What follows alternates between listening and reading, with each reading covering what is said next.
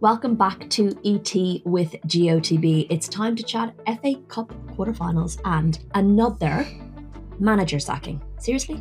Let's get into it. I'm Rachel. I'm Sophie. And this is Extra Time with Girls on the Ball.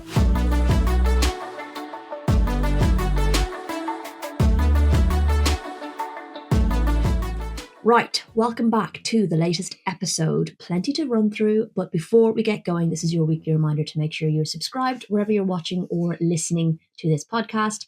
Leave us a review if you fancy it. Doesn't take very long. You know, if you want to give us some stars, you want to leave us a little comment, it only takes a couple of seconds. We'd love to hear from you too across our socials. We are at Girls on the Ball on pretty much everything. Right, plenty to get through this week. We'd initially thought it would be a briefer chat with just the 4 FA Cup fixtures, but no. As ever, the WSL continues to deliver drama. There's a League Cup to look ahead to. Plus, we have a special segment at the end of this episode. So it's definitely actually going to be chock-a-block. Before we get going, to those of you watching, please check out the background. How cool is that? She is very proud of her new lights. I can actually adjust the colours of the lights as well. Every time she goes to toggle them on her phone, she has this big grin on her face. Like, it's the coolest thing ever. It is the coolest thing ever. If you're listening to us on your podcast apps, jump on over to YouTube and have a look. I've managed to put some lights up on the bookcase behind. Next job is to try and organise the bookcase so it looks less messy. One thing and the whole room. They can't see the whole room, Sophie. So let's not draw attention to the whole room. The rest of the room is immaculate. Sure. I just need to readjust the old bookcase. Anyway, moving swiftly on. So we're going to run through all of that. As I said before, you will then, of course, pick a player of the week and you will shine Sophie's spotlight on Mom to Magic, a goal, a tactic, something that impressed you that you want to touch on. Okay? All yes. Right. As ever, she looks entirely confused. To choose from this week. So. Well, just be glad I'm not making you do a team of the week. Okay? So, right, FA Cup quarterfinal results. Manchester United 3, Sunderland 1, Galton, Letizia 2 and Griffiths with the goals. Manchester City 2, Aston Villa 0, Shaw and Park scoring there. Arsenal 0, Liverpool 1. DVD on goal. Feels savage to say that. Chelsea 1, Crystal Palace 0. James with the single goal there. So it means the semi-finals are Manchester City versus Manchester United and Chelsea versus Liverpool. So Manchester United 3, Sunderland 1. What were the key takeaways here? I mean, Manchester United, comfortable winners. No kind of real surprise there. They dominated possession, chances. Probably could have scored more. Yes. If I'm being really ruthless. Yeah, I mean, you can't really complain about a 3-1 win, to be honest. They were comfortable. They should have scored more. I think for any lovers of a cup set, there was a brief hope in the second half when Griffiths scored that goal and pulled it back to 2-1. But really, United they were the comfortable winners in this one. I think it's been a really good run of form for United. They're unbeaten in 2025. They're looking really comfortable. But I would say that they do have bigger tests to come as well. But for them to get through to another semi-finals, they are the holders in this competition. That's really important for them. And it's going to be a big game in the semi-finals. Question for you, because some people often ask, do we not give Manchester United enough credit? On the flip side, do we not interrogate their results more because they're winning, so it doesn't really matter?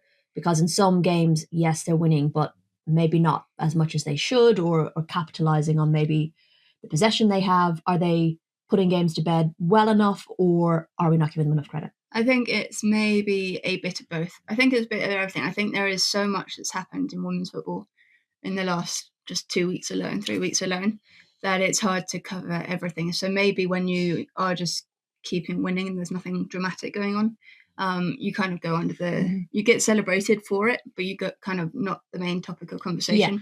So you kind of just coast along a little bit. I think there is criticism from the first part of the season. Yes, they weren't losing that many and they had a really good defence and they weren't conceding that many, but there were a number of draws in that first part of the season that they should have turned into victories, and there was some consternation around that. I do think there is a problem in terms of rotation. I still think that's a problem. It's been a problem throughout Mark Skinner's time at United. I think the real test, they've had a real nice run of games now. The real test comes at the end of the season when they finish with 3 games against the top 3, 3 of the top 4. Yeah. And that's going to be a real challenge because, I mean, they've been in the cup, they've had Wolves, Sunderland. In the league, they've been playing teams that they should beat.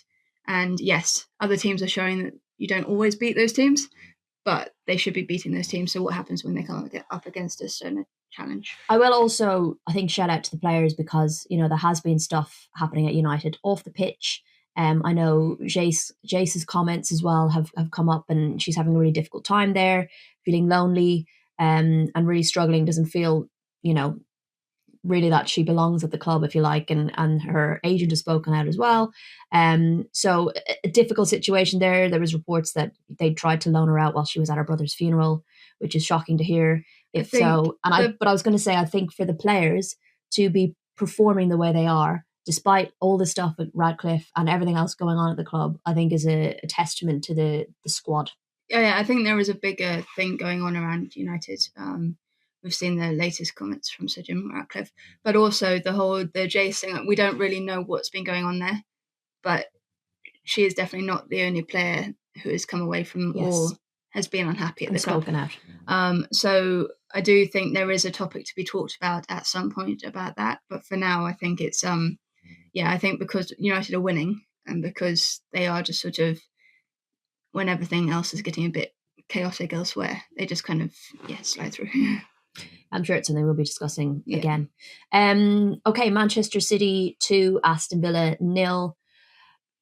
A bit of a maybe turgid start a little bit to this game. City had that difficult game to West Ham midweek where they drew. They'd had a tough game against Spurs in the previous weekend, but had come out on top.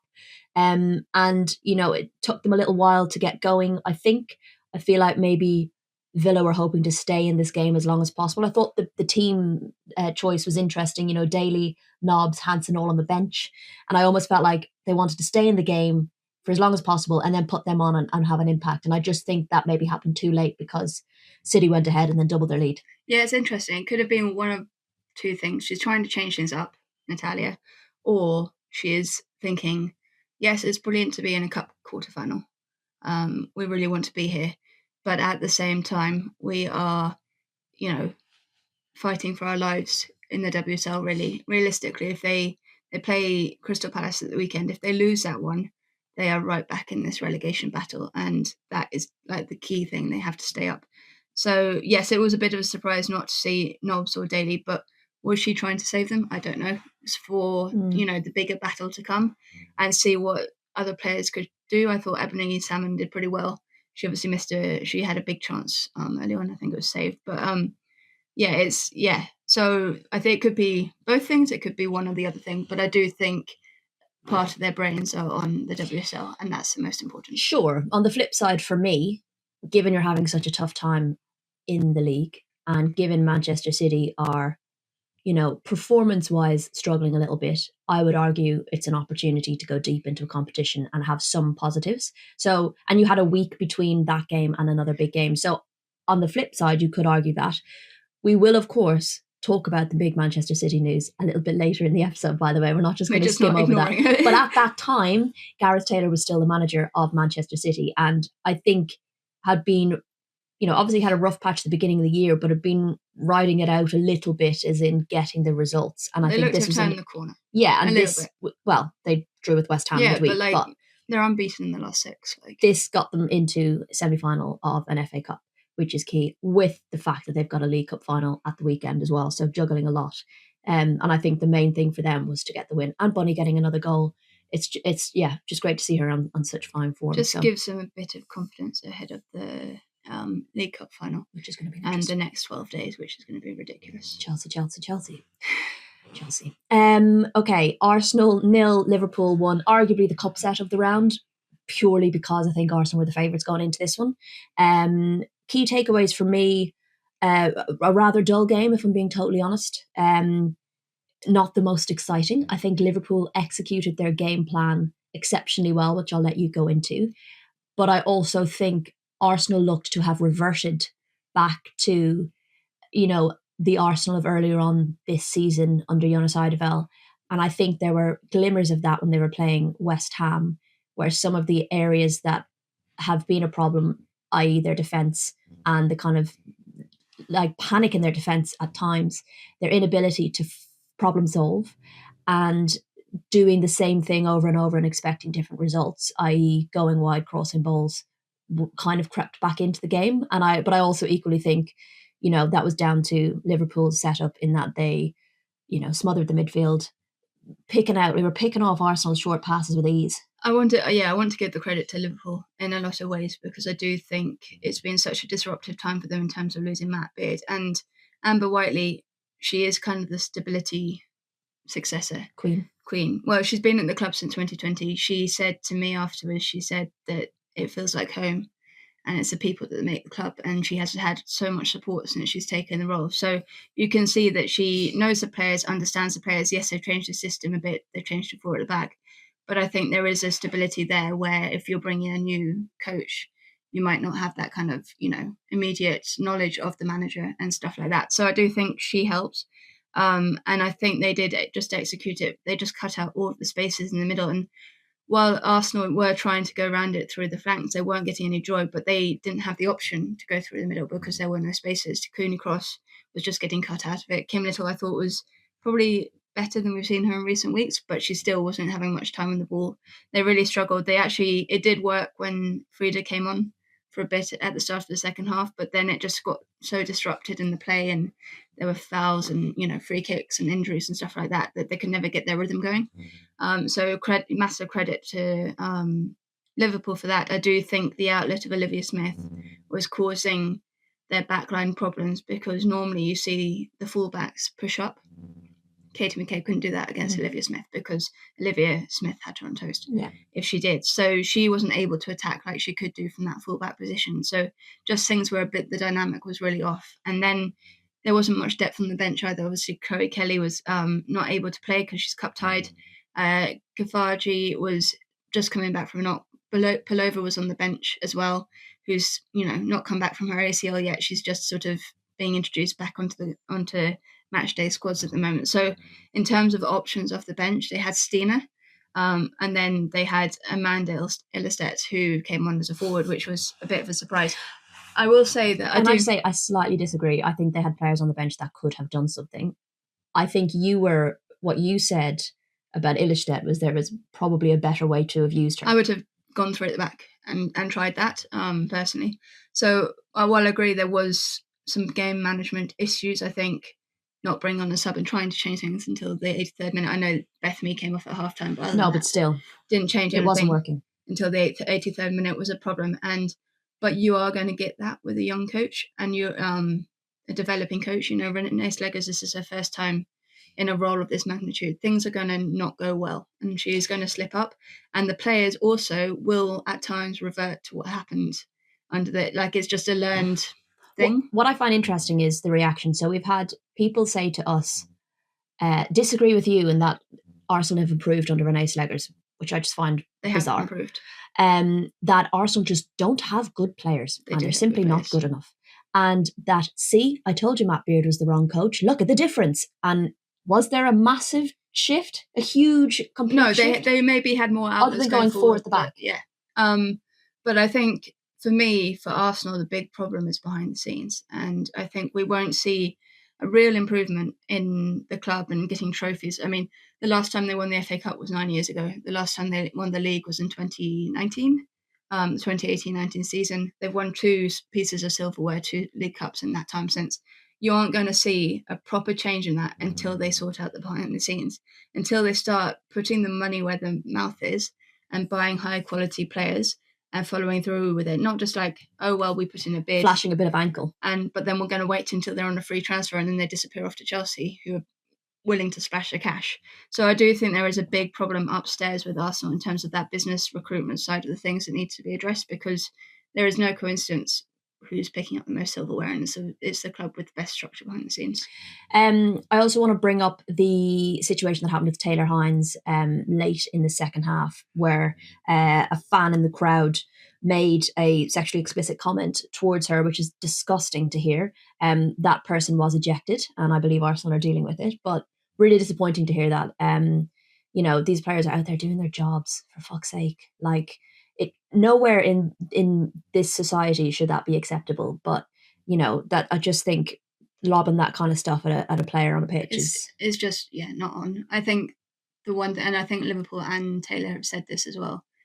The speed at which it was dealt with was pretty good. Yeah. I was floor manager, and they had a steward over there within seconds of it being relayed to one of the head steward security. So it hasn't always been like that in the past, and many years ago it definitely wasn't like that. So that's a positive, I guess.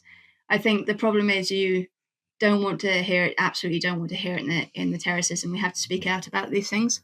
But equally, we aren't going to be able to stop every person. But as long as it's dealt with, and as long as clubs are really, really firm and strict with the offenders, and they can protect the players as much as possible, then that's the best way forward. I think as well, speaking up as well. Well done to Taylor and to the clubs for handling that. Okay, final game. Chelsea won, Crystal Palace 0.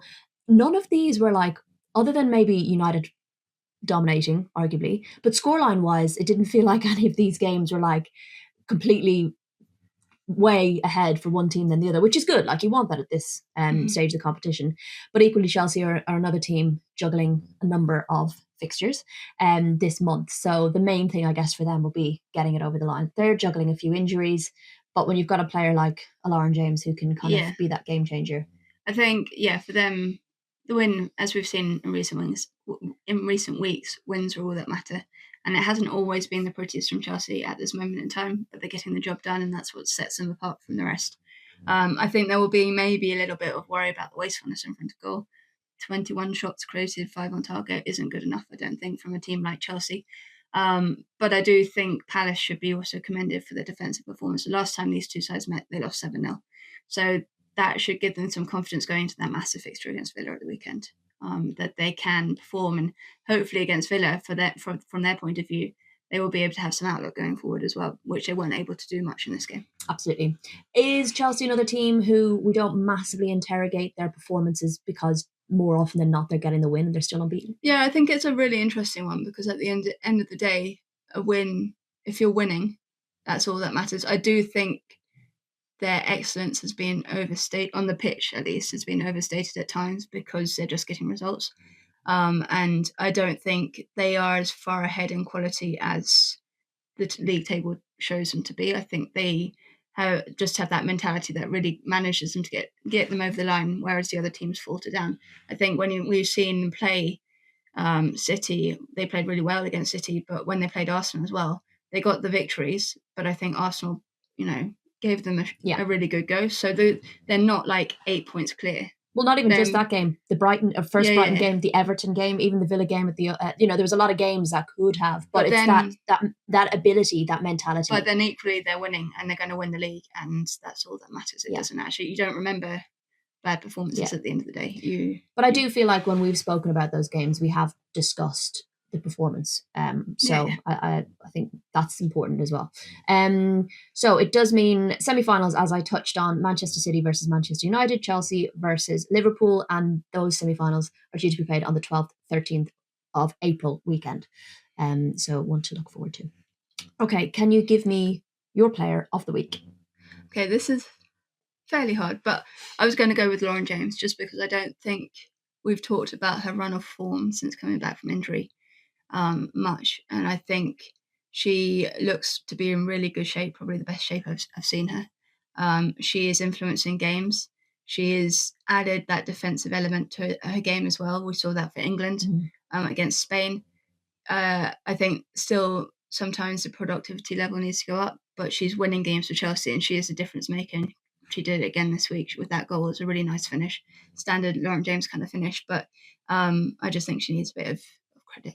Yeah, and I agree. I think obviously we know what she can do in front of goal and at the top end of the pitch, but I've been so impressed in the games that I've seen with how she's improved her defensive capabilities. It's actually been a standout thing for me, which is a hard thing to say when you're talking about Lauren James's game. You're normally talking about like what she does at the top of the pitch, which is of course incredible. But I think adding that extra level to her defensive capabilities is just, who knew she had another way to go. So I like that. And I really like the way that she's being managed. I think all too often with a player of her talent at her age, the instinct is to overuse them and to overplay them.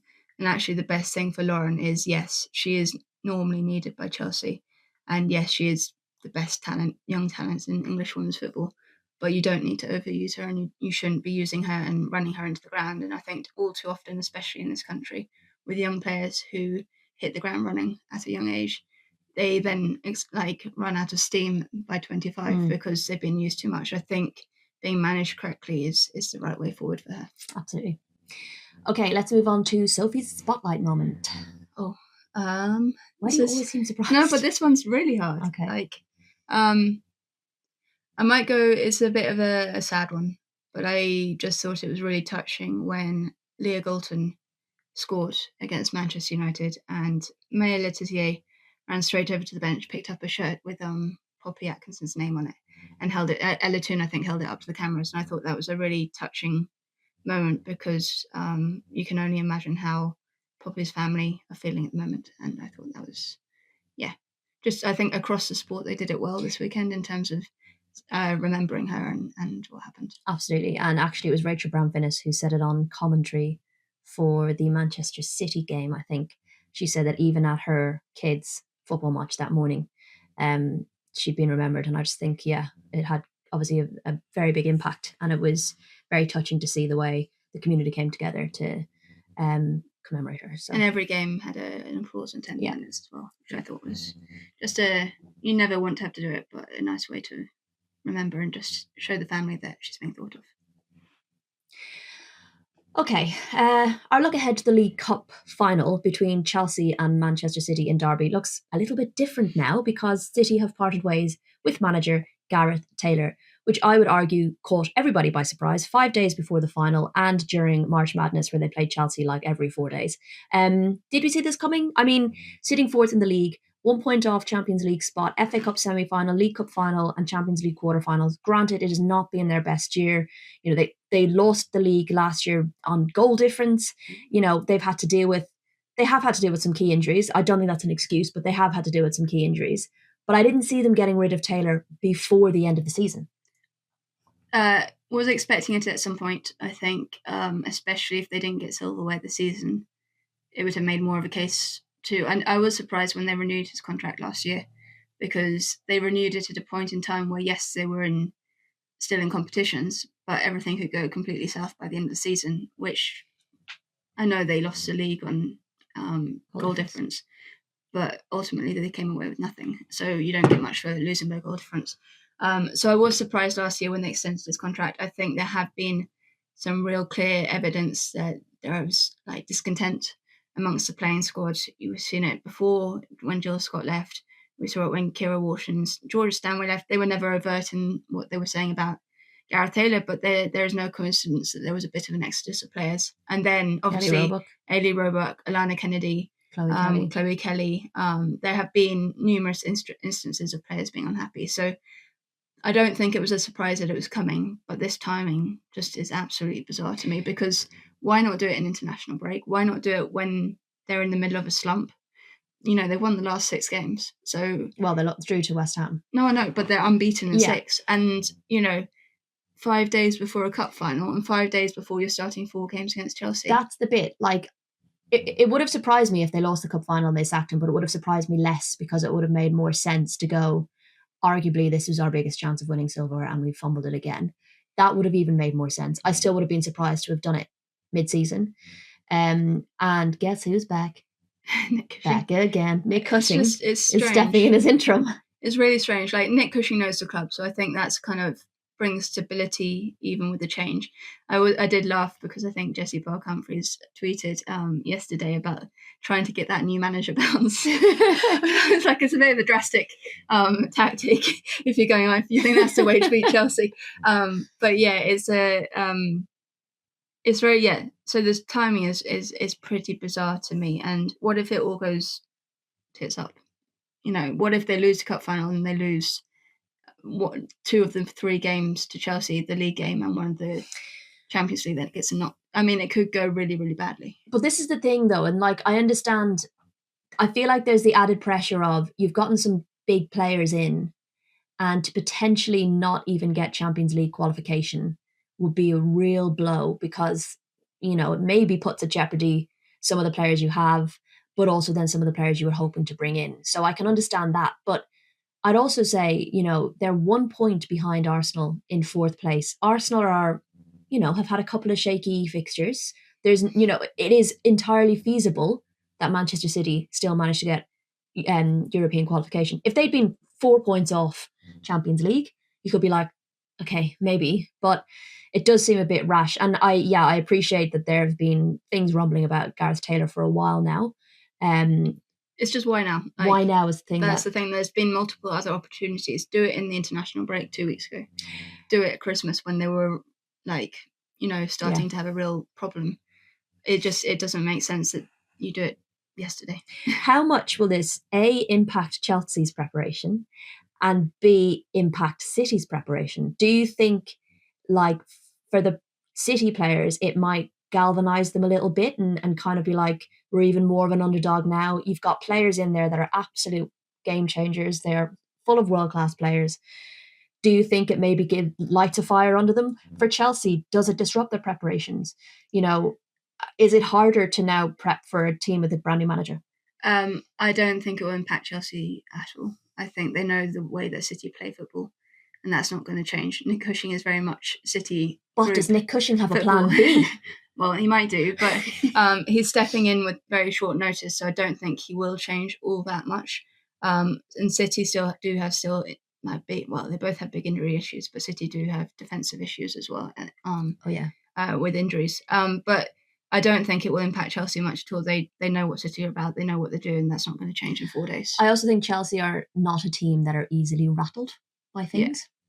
They've got the mentality and everything to be able to withstand that. I do think it's going to be interesting to see how it goes with City. They might have a fire lit under them, but it could also be much the same as normal. I mean, it's hard to know what's really going on. Absolutely. Sorry, I was thinking of something as I was saying about Chelsea not being rattled. And it reminds me of when Maria Sharapova used to play tennis and was always like super focused on court.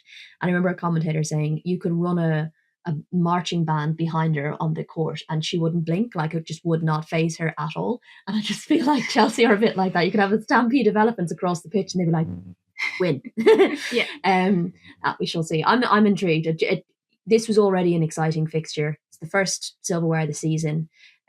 Could have a big kind of impact for both teams. For City, it could be like, okay, we've won something, thank God. For Chelsea, it could be, here's the first of potentially many. So I'm intrigued to see how that one goes.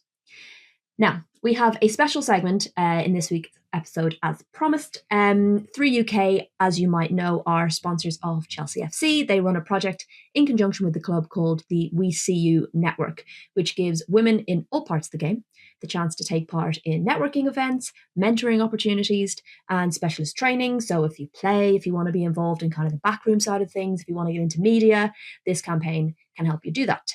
We've been involved before, haven't we? We've attended events, we've spoken on panels, etc. So it is very cool. And for International Women's Day, they did a couple of things as part of this network. One was that they used AI to bring legendary player Lily Parr back to life to have a conversation with Karen Carney. On one side, kind of bringing that story and that journey alive to a new generation who maybe don't know very much about her, but it was also showing the impact of the 50-year ban and the impact it had on women's football more broadly, and also, kind of highlighting the potential and the generational talent that missed out on opportunities because of it. Another thing they did was they conducted a study to try and estimate the impact of that 50-year ban and what it had on the women's game, both financially and culturally. So we sat down with one of those involved in conducting the report, football economist Dr. James Reid, Professor of Economics at Reading University, to find out more about their findings. Here's what he had to say. Well, thank you so much for joining us on the pod today, James. Really appreciate your time. Now, as I've kind of already explained to our listeners, as part of their We See You Network campaign with Chelsea Women 3, UK have commissioned a report to investigate the impact that the 50-year ban had on the women's game here in England. And they've, of course, released their findings as well. Now, for most of us in the women's game, we know about the ban, but as your report has kind of indicated, many don't. And I guess maybe for those listening who don't, the FA banned women's football from 1921 to 1971. And this has been labelled in the Three's report as the play gap due to the cultural and economic effect that ban had. I guess firstly, could you talk us through maybe how you approached a report like this? I believe you kind of created a bit of a model to work off, because I can't imagine it's easy to try and think about the impact of something that I guess didn't happen. Essentially, the game didn't happen. So yeah, how did you approach it? Yeah, I mean, I'm an academic researcher. I love these kinds of questions. They're a challenge. The game didn't happen for all that time for all the kinds of reasons that we now know, and it's kind of ridiculous that that's the way it was.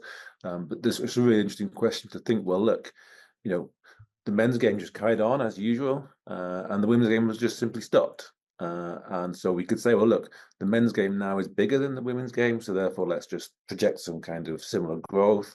We'll also try and work out, maybe we can characterize the women's game now in terms of maybe attendances, people going to the stadium, maybe finances, salaries in the game, various other kind of measurable factors, and we can maybe get a sense of, roughly speaking, looking at the men's game, where we could characterize the women's game as being in a time perspective. So maybe the women's game, it was knocked back 50 years by the ban, obviously. I mean, the interesting thing that, again, raising awareness for the women's game is huge, and it's arguable. So I talked with some sports historians, and they would argue that even in 1921, the women's game was still 50 years already behind the men's game, because the men's game got its FA Cup in 1871. The women's game didn't get that in 1921. It was getting big attendances. We have this crowd of over 50,000 at Goodison Park for a game, a women's football match. But it didn't have its competitions, and sports historians argued that's what really drove forward the development of the men's game. And so it was already 50 years behind, another 50 years behind, 100 years behind. And so, yeah, we've got to try and think about that in a time dimension.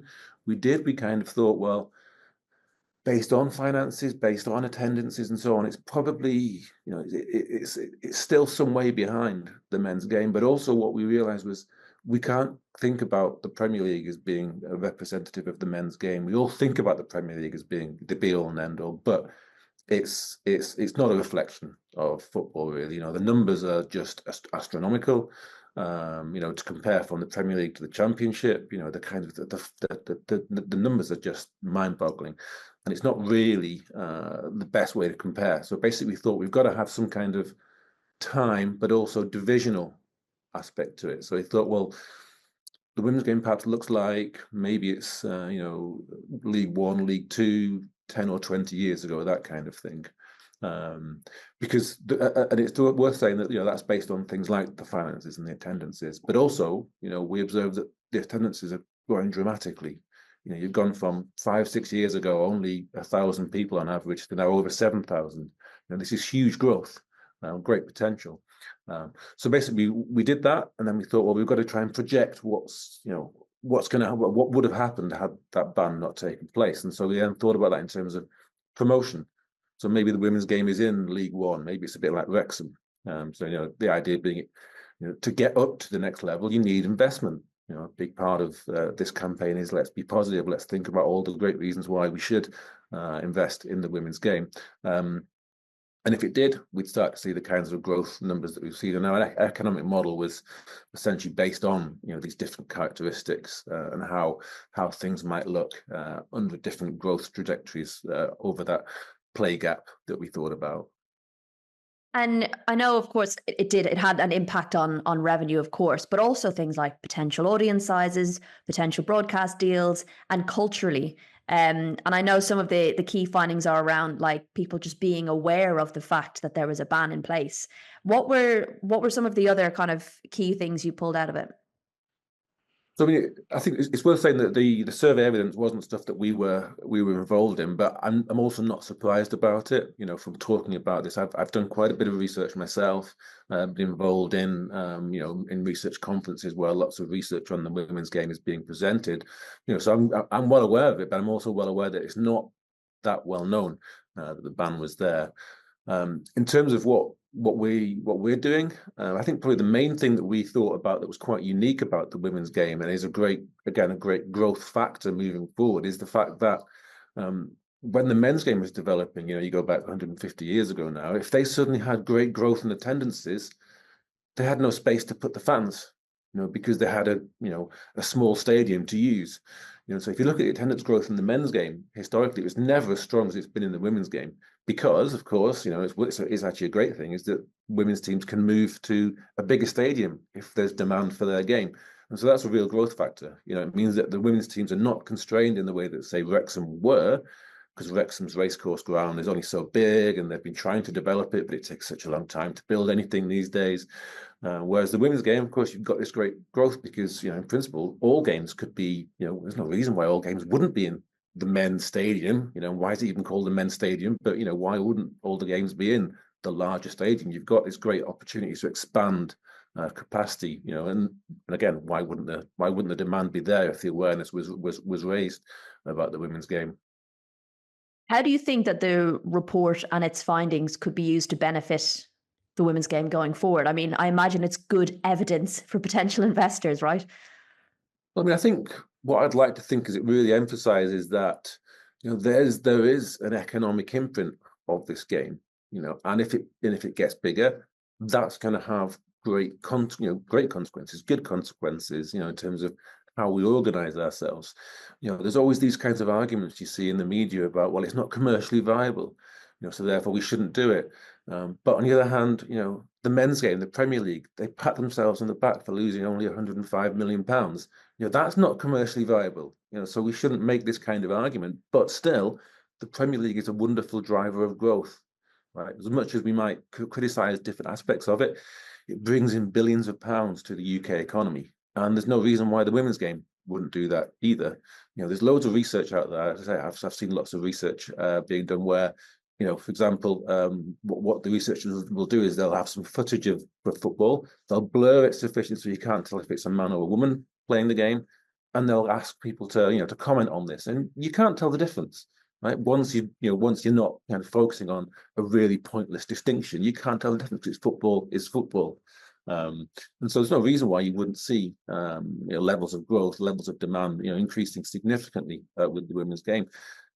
And it would mean all sorts of things more, right? It would mean that, my son, he instinctively plays football. Everyone wants him to play football. There's a social pressure for him to play football. My daughter, it's not there in the same way, and also the opportunities aren't there in the same way as well, because, well, there isn't a huge network of professional football or 120 odd teams playing professionally where you might end up being able to get to if you're a boy, but you've got no chance if you're a girl because you've only got 12, 13, 15 professional teams.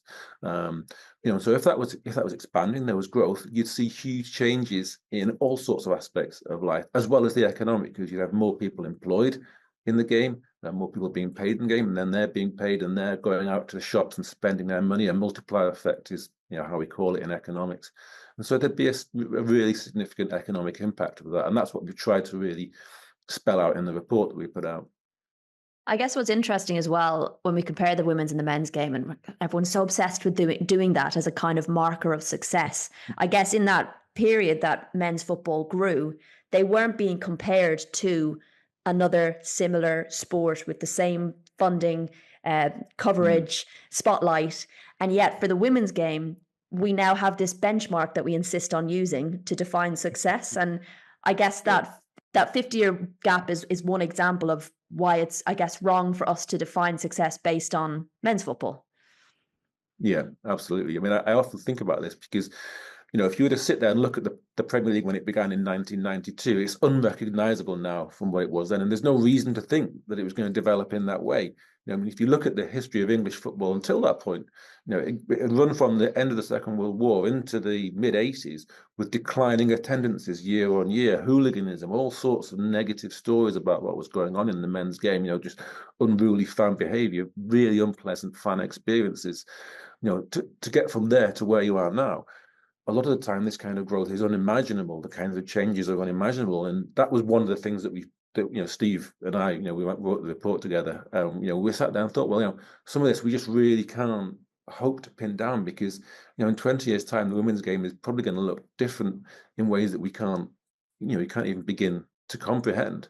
And what it might be nice to see is actually the women's game, observe what's happened in the men's game, observe these huge losses going on, this financial mismanagement, and all these kinds of things that we're worried about with the men's game. And it may be that the women's game, can develop in a better way that moves around that, you know, and somehow is a better version, you know, what we'd like football to be, given essentially we've got a chance to fix it, right? You know, this is a great opportunity. Growth is going to come along, and we've got a chance to manage that growth and think about how we'd like that to be in a way that is, you know, perhaps more, you know, beneficial in a broader sense.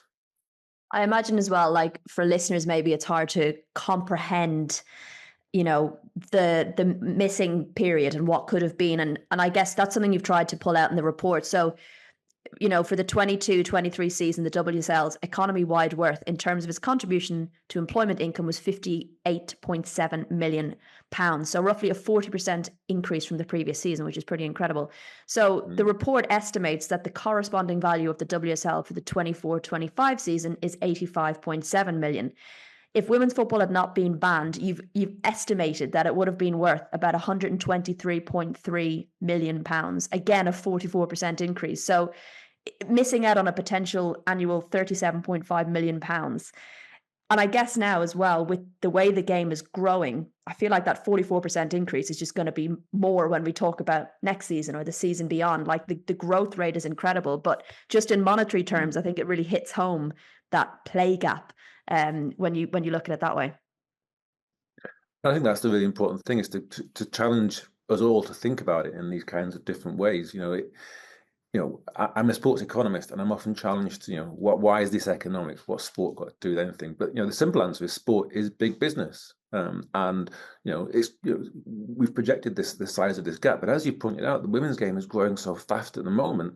You know, it may well be that play gap that we've identified is closed within a few short years, you know, which would be wonderful. And of course, that's the folly of being an economic forecaster. We're always wrong. You know, God made economic forecasters to make the weather forecasters look good. You know, so, and if we're wrong, and in this case, it's great news as well. But I think, you know, the really important thing with the play gap report really is just, you know, as you say, raising awareness. You know, showing that these things are possible. You know, trying to shine a really positive light on the women's game, that it's not, you know, it's not just being subsidized by these generous men's football teams. It's a really important, you know, game in its own right, as it should be, really. And I think these figures are really valuable because, you know, I think when we have these conversations about the growth of the game and why people should invest, I often think if we took out women's football away from it and presented the data as a, you know, an unknown brand, that you don't tell people what it is and you show them the growth and you show them something like this of missed opportunity, people be desperate to get involved and to invest and to be a part of it. And so I think when we're addressing a societal issue in terms of it being women's sports, suddenly it has to jump through so many other hoops to kind of get this kind of commitment from people. Reports like this, to be able to put a value on things and put numbers on things, it makes it more difficult, I guess, to argue against why we shouldn't be investing in women's sport. Well, absolutely. You know, Ed, there's a few things about investment, right? One is, you know, of course, it's about positivity. The more positive you're feeling, the better the mood is. You know, we're always talking about economic sentiment and measuring it to try and get a sense of how that might affect investment. So, you know, it's really important to make the positive case. The other thing about investment, of course, is it's about a return on investment. You know, being very simple about it, and that return doesn't have to be purely economic, purely monetary terms. It can be, you know, again, a cultural thing whereby you increase the pathways for girls to get into the sport, and you know, down the line.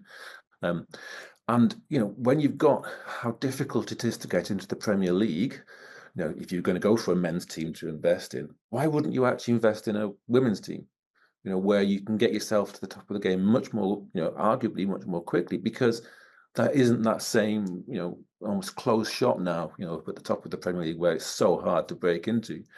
You've got a WSL that's trying to expand. You know, we've had these talks in the law, or this mood music about, you know, banning relegation, which I'm not sure is a great idea, but you know, expansion of the Women's Super League is a great idea. You know, the more teams there are there, the more competitive it is. You know, the more the women's game is being, you know, there's a light being shone on it. But you know, if you're thinking about investing, why wouldn't you invest there rather than, you know, the Premier League, which has got, well, the Championship or League One or League Two, where it's so hard to realistically get yourself into the Premier League? Well, it's been brilliant chatting to you to really get an idea of the impact of the ban. I think that combined with the Lily Parr story and seeing almost a face of someone who could have had an awful lot more had we not had the ban and invested properly, it kind of brings the whole thing together a little bit. It's the two strands together, and I think it really makes it easier for people to comprehend the impact. But really appreciate your time.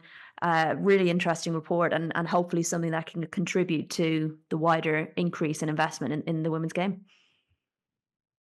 Yeah, I mean, I've loved working on it, and so thank you for your time, Rachel. It's been really interesting to talk. I love talking about these things, as you can probably tell, and hopefully, campaign will do some real good over the coming years.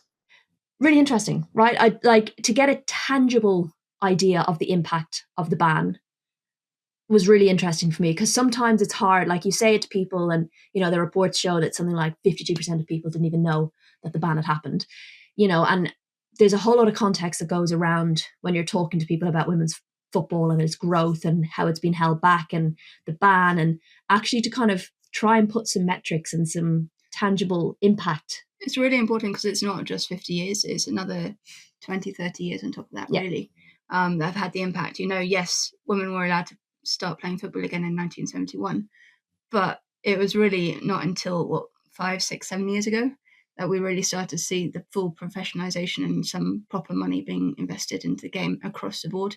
I'm not talking about like the odd club here and there like Arsenal or whatever, but yeah, it's so I think it's really key, and the amount of, I think it's really easy for all of us who love women's football to be in our bubble and go, well, everyone knows about it, of course you have to be informed about that and you should know about that, but actually a lot of the general population still don't, and that's why that adds to the continued bias, I think, at times, and misogyny against women's football, is because people don't understand how far and how much women's football has been held back.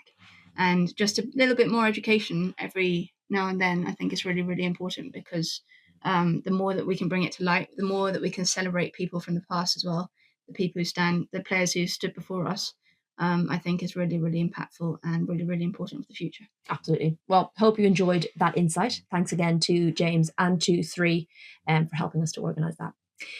Now, this week we will be covering, big breath here, Liverpool versus Manchester United and Everton versus Arsenal. So on Friday we'll be in Merseyside and we'll be splitting for those games. We'll then, of course, be doing the League Cup final between Chelsea and Manchester City. Then I'm doing Spurs versus Brighton on Sunday, and you are doing the big one, Crystal Palace versus Villa, which is arguably like a bottom of the table massive clash. So that will be really interesting. So that's a Lara football for us this weekend. We will, of course, do a live on Saturday evening after the cup final. I am sure we will have lots to discuss. In the meantime, have a great week. I implore women's football to just calm down, please, just for the rest of this week at least. Sacking managers like on a Monday evening. What are you doing? Okay, enough of that. We'll speak to you very soon.